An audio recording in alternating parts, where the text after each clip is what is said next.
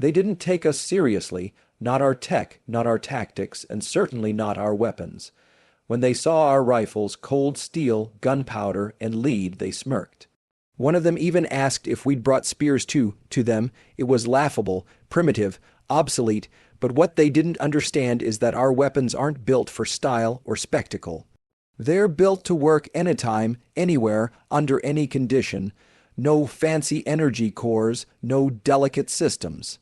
Just brutal, reliable force. So when the first shot cracked through the air and one of their elites dropped, armor and all, the laughter stopped. Confusion turned to fear, their shields couldn't handle it, their pride couldn't understand it, and that's when they realized, our weapons may be old, but they never stopped being deadly. They mocked us from the moment we arrived, not openly at first. No, they were more subtle, more polished than that. A twitch of the mandibles here, a ripple of amusement across their bioluminescent skin there. But the message was clear, we were the primitives. They had crossed stars with ships that bent spacetime and armor woven from fields of pure force. We showed up with bullets. When our rifles were laid on the table for inspection, their commander actually chuckled. He picked one up with delicate claws like it might break in his grasp, examining it with the kind of distaste you might reserve for a rusted museum artifact. Combustion-based kinetic projectiles, he said, tilting his head as if trying to remember something from a history lecture. How quaint! We said nothing, we didn't argue, we didn't try to defend ourselves, because we knew something they didn't. While they saw a relic, we saw a tool, one refined over centuries to be simple, brutal, and effective. They had evolved away from the raw reality of war. We had never stopped living with it. They relied on energy shields calibrated to deflect plasma bursts and particle beams. Their armor was light and flexible, built to absorb the heat of directed energy, not the blunt force trauma of a spinning metal slug. To them, war was clean, clinical, an exchange of energy and precision. To us, war was chaos, dirt, blood. Screams, and most of all, unpredictability.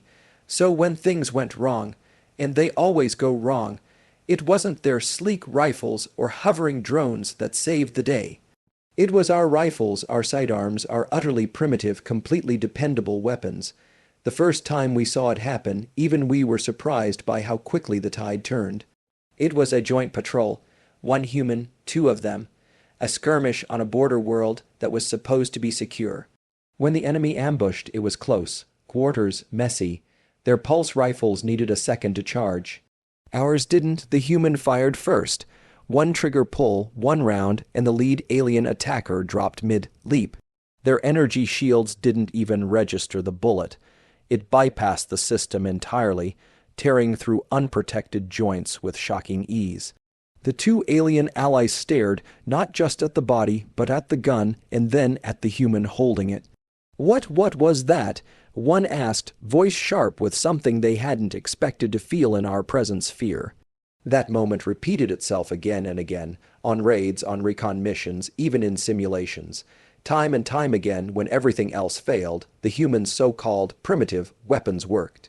In the mud, in the cold, underwater, in vacuum. No charging ports, no delicate crystals, no sinking with battle armor. Just a finger on a trigger and a target in sight.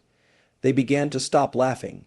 In briefings, their scientists requested schematics for our weapons. We declined. They tried reverse, engineering captured rifles, only to be confounded by the simplicity. No AI, no smart targeting, just physics and steel and human instinct. They still didn't understand. Not until the siege, when their defenses collapsed under an electromagnetic barrage and every high-tech weapon on the field fell silent, we were the only ones left standing. Our rifles fired just fine, our sidearms didn't blink, our grenades weren't disrupted, we cleared the enemy lines in minutes. Afterward, their general approached our commander, not with arrogance this time, but with caution. Why would you rely on such outdated tools? He asked. Our commander shrugged. Because they work, every time, anywhere. That's when it clicked for them. Our weapons weren't primitive, they were reliable, unstoppable, not because they were advanced, but because they were simple enough to survive anything. And because the humans who wielded them, had spent generations perfecting the art of survival through pain, unpredictability, and resilience. They had evolved away from war, we had evolved through it, and that was the difference. They thought we brought spears to a gunfight. They didn't realize we'd brought hammers to a glass palace, and the moment we pulled the trigger, the laughter died. They didn't hide their amusement. From the moment our weapons were presented for the Coalition's Joint Task Force demonstration, the alien delegates began to murmur among themselves, their expressions full of condescension. One, a tall and silver-skinned tactician from the Earth Coalition, even chuckled openly as he pointed toward one of our Standard-issue ballistic rifles. "These," he asked with raised brows, "you still rely on chemical combustion, actual explosions to launch metal." We didn't bother responding. Let them laugh. To them, war had become an elegant affair. Beams of light, energy waves, drones, and AI precision systems. Their soldiers were more technicians than warriors, wielding weapons so complex that one hiccup in the power grid could render entire arsenals useless. They had grown so far into their technology that they had forgotten something we never could. Chaos doesn't care about your tech. Survival doesn't care about elegance. Our weapons weren't beautiful. They were crude in a sense, no glowing edges, no silent beams. Just steel, powder, and lead. Yet each component had been tested through centuries of fire and blood. They worked in the sand, in the rain, in zero gravity. They could fall from 100-foot drop and still fire. They didn't need calibrating or syncing or talking to a ship's AI to function. You just loaded, aimed, and pulled the trigger. They thought that made us backwards. We thought that made us ready. The first time they saw them used in real combat was during a boarding mission gone wrong. We'd entered what was supposed to be a derelict enemy vessel, no life signs, no power readings, just cleanup work. But within minutes of entry, we were ambushed by cloaked hostiles, biological, vicious, and fast. The alien troops panicked. Their plasma rifles had a half-second warm-up. Their shielding systems glitched from the ship's interference field. Our squad didn't hesitate. We opened fire. The sound was deafening in the tight metallic corridors. Shell casings clattered to the floor. Bullets tore through the attackers like they weren't wearing armor at all. In moments, we had control of the situation, not because we had superior firepower, but because ours simply worked. The alien forces stood in stunned silence. One of their soldiers examined the body of an attacker, armor shredded by what they now called projectile trauma. He looked from the weapon to the human beside him, a question in his eyes he didn't quite know how to voice. The irony was rich. They had technology centuries ahead of ours, but in that moment they realized what we had was something they'd lost. Simplicity, reliability, grit. That was the moment the tone changed. No more laughter in the war rooms when our loadouts were displayed. No more side glances when we ran drills with our ballistic weapons instead of beam rifles. Slowly, we saw the shift, first in curiosity, then in imitation. We caught a glimpse of a Zenth captain trying to replicate our ammo loading technique. Another group requested training on our weapon systems not because they wanted to use them, but because they wanted to understand how something so outdated had outperformed their cutting-edge designs in the field. The answer was simple. Our weapons didn't care about environment variables or system compatibility. They cared about one thing: function. When everything else failed, when drones fell from the sky and energy cannons fizzled out from overload, we still had rifles that fired every time we pulled the trigger. We didn't need to adapt to the environment. Our weapons were already built to survive it. It became a lesson they learned the hard way. On more than one battlefield, when electromagnetic storms wiped out entire fleets' targeting systems and rendered complex weapons useless, it was the humans who stepped forward, calm, focused, carrying old rifles and eyes that had seen war not as simulation, but as survival. What they once called primitive, they began to call essential. Eventually, they stopped asking why we still used such weapons. They started asking how we had perfected them so well. In the end, they realized something that had been true all along. Our weapons weren't primitive. They were deliberate. Forged not in peace, but in desperation, designed not to impress, but to endure. They thought we were behind. But in the moments that mattered, when all the tech failed and chaos returned, we were the only ones prepared for war to them. We were amusing. Not threatening, not impressive, just amusing. Our uniforms were too rugged, our gear too bulky, our weapons too outdated. The coalition had invited humans to join their peacekeeping force out of political necessity, not respect.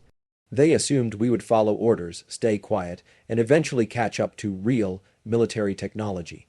So when we laid out our loadouts, standard rifles, slug throwers, sidearms, even knives, the room practically buzzed with suppressed laughter. One officer from the Valari contingent asked with genuine confusion if our projectile weapons were ceremonial. Another commented that he hadn't seen such crude designs outside of historical archives. We gave no answer. There was no need. Their questions came from ignorance, not curiosity. They didn't understand the reason behind our choices. But they would, on the surface. Our gear seemed ancient. No energy cells, no quantum pulse regulators, no smart, targeting AI. Just cold steel and fire. But war isn't about looking advanced. It's about surviving. And while they had spent centuries evolving past what they called primitive combat, we had evolved with it. We didn't build our weapons to impress. We built them to win. Their armies trained in virtual combat scenarios. Our soldiers trained in mud, blood, and uncertainty. Their engineers sought elegance and precision. Ours sought function and failure-proof mechanics. They saw progress as leaving the past behind. We saw wisdom in keeping what still worked. That difference came to light during Operation Black Ice, a joint mission deep in unstable territory meant to root out an insurgent stronghold. The plan was to disable enemy power grids and sweep the area clean. But within minutes of insertion, the enemy activated an EMP burst that knocked out half the coalition's weapons. Energy rifles flickered and died, drones spiraled out of the air, communications scrambled, panic spread among the alien units. Their war doctrine had never prepared them for this, but our weapons, they didn't even flinch. Mechanical triggers don't care about electromagnetic pulses. Gunpowder doesn't ask for a charging cycle. Our rifles sang in the dark while others fumbled with useless equipment. We moved through the compound with surgical efficiency, suppressive fire, breach and clear, reload. Repeat. By the time reinforcements arrived, the battle was over. Not one human had been lost. The alien units that survived didn't look at us the same way after that. They watched us with quiet respect, maybe even fear. Not because we had better gear, but because we had gear that didn't fail. Because in the worst-case scenario, we didn't fold, we adapted. Over time, that single mission changed everything. We began leading more operations. Alien commanders started requesting human units on their squads, and the laughter. It stopped entirely. Eventually, they began asking questions, not mocking ones, but real ones. Why do your weapons use bullets? Why do you still carry knives? Why do your soldiers wear analog watches? We told them the truth, because it works. Because it's tested. Because when the environment becomes hostile and unpredictable, complexity breaks and simplicity survives. One of the elder tacticians from the Sarth Dominion, a species known for their deep analytical wisdom, summed it up best. Your weapons are not primitive, he said. They are distilled, reduced to essence. You have stripped away everything unnecessary and left only the part that kills. He was right. Our tools weren't relics of a savage past. They were reminders of a truth no civilization should forget. The universe is not gentle, and war is not fair. In chaos, elegance is a liability. Dependability is power. So yes, they laughed at first. They called us old-fashioned, crude, even barbaric. But after they saw what we could do, what our so-called primitive weapons could achieve when everything else failed, they stopped laughing. Because when the power goes out, when the battlefield turns to smoke and mud and madness, when the only thing left between life and death is a trigger and a heartbeat, it's not the advanced who survive, it's the prepared. They judged us before we even spoke. The moment they saw our weapons, their expressions turned smug.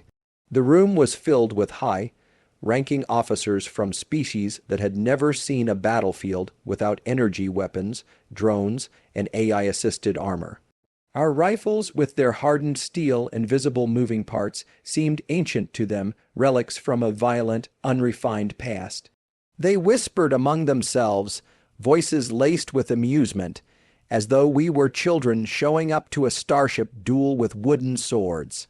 The lead negotiator, a tall, crystalline being from the Threll Order, asked with mock sincerity if we needed charging stations for our muskets. Another, from a race of silicon-based tacticians, actually bowed with exaggerated politeness, congratulating us on keeping ancient traditions alive.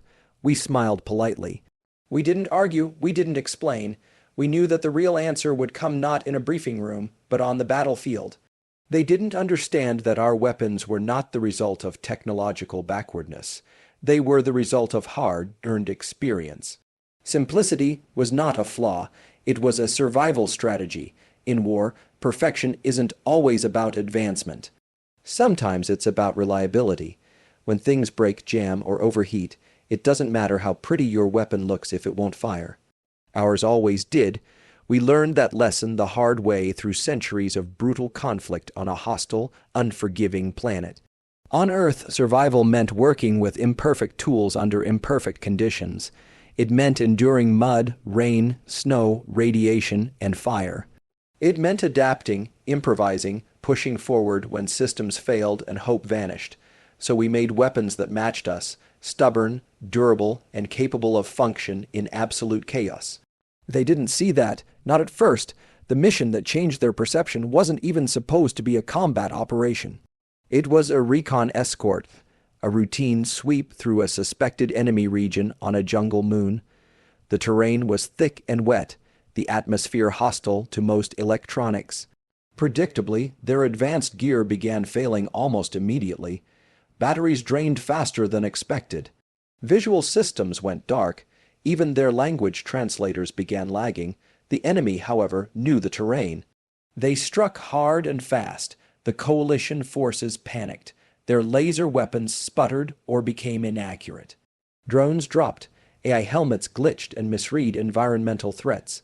In the confusion, it was the human squad, equipped with what the others had mocked, who rallied first. Our rifles, unaffected by atmosphere or magnetic interference, worked flawlessly. We created a perimeter. We defended the wounded. We pushed the enemy back. Our bullets didn't bounce off energy shields. They tore straight through them. That moment flipped a switch in their minds. They had never considered that our weapons might be effective because they were simple. While theirs failed due to the overwhelming complexity of their design, ours were doing what they were built for: killing, surviving, moving forward. After that, they started watching more closely. They stopped laughing when we cleaned our rifles with care. They stopped mocking when they saw the scars on our hands from years of use and training. They began to ask us to demonstrate, not to ridicule us, but to learn. And what they discovered was that our tools reflected our philosophy. When you are prepared for the worst, you survive the worst. The universe doesn't care how advanced you are. Gravity still crushes, heat still burns, bullets still kill. We had simply never forgotten those truths. Eventually, they began integrating some of our tactics. In dangerous zones where technology might fail, human weapons became part of their loadout. In hostile environments, they asked for human advisors. Our so-called primitive weapons were now being manufactured under license in alien forges, not as trophies, but as tools of war. Because when the dust settles, when the skies darken and systems fail, all that matters is whether your weapon fires and whether the enemy falls.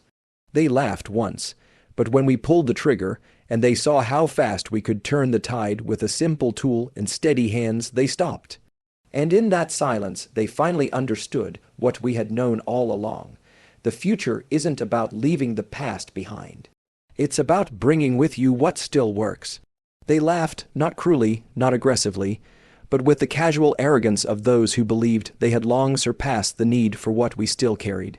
When the humans arrived at the Coalition's grand weapons demonstration, our ballistic rifles, kinetic sidearms, and explosive grenades looked like toys to them. Dangerous, perhaps, but obsolete. Their arsenals glowed with precision, energy lances that could vaporize armor, drone swarms that moved with hive-minded grace, and smart weapons guided by neural intent. In contrast, we came with metal and powder and recoil. There was amusement, certainly, but also confusion. Why do you still rely on such primitive tools? One Xenar diplomat asked. Surely your species has moved beyond this stage of warfare. We didn't answer. Not then, because the question wasn't about seeking understanding. It was a performance. They thought our presence was quaint, a reminder of a brutal past they had long since evolved beyond. But we hadn't forgotten. And more importantly, we hadn't let ourselves be lulled into a false sense of security by the illusion of sophistication. On Earth, we never had the luxury of perfection. Our planet taught us through hurricanes, quakes, famine, and war. We learned to make tools that wouldn't fail in the worst circumstances. Our rifles don't care about electromagnetic interference. They don't care if the skies are on fire or if the battlefield is soaked in radiation. If you load a round and pull the trigger, they will fire. Every time, the Coalition's perception changed on a planet called Talvorak. A joint operation had gone sideways. An ancient defense system activated across the planet's crust, unleashing a pulse that fried nearly all energy, base tech. Coalition mechs collapsed mid-stride, beam weapons flickered and went dead, ships lost communication. Chaos erupted. The soldiers, highly trained, heavily equipped, suddenly found themselves defenseless. All except for us. Our gear didn't blink, our comms still worked, low-band analog, our rifles still fired. Our boots weren't powered, but they didn't need to be. We moved through the storm of confusion, rallied fleeing troops, held defensive lines, and launched counter-assaults. It wasn't easy, it wasn't glorious, but it was effective. When the dust cleared, we were the only ones still standing with functional weapons. After that, no one laughed. Suddenly, alien tacticians wanted to observe our drills. Engineers requested access to our weapons for study. Soldiers who once dismissed our gear as archaic were now requesting backup from human squads. They didn't understand how we had fought through the blackout with such efficiency until they realized that we had never relied on systems that could be taken away. We relied on ourselves. It wasn't just about the weapons. It was about the philosophy behind them. Our tools were brutal, yes, but honest. A rifle does not lie. A knife doesn't require permission from a network to be deadly. We trained to be adaptable because we expected things to go wrong. We were always prepared for systems to fail. That mindset, alien as it was to them, became the thing they needed most. Soon, our tactics were being taught in their academies. Our equipment, once mocked, was now seen as essential fallback gear for elite units. The same creatures who once scoffed at our primitive methods were now asking for human advisors, begging to understand the logic behind such inefficient, yet effective tools. Because in war, it isn't about the newest or the flashiest, it's about what survives when the worst happens.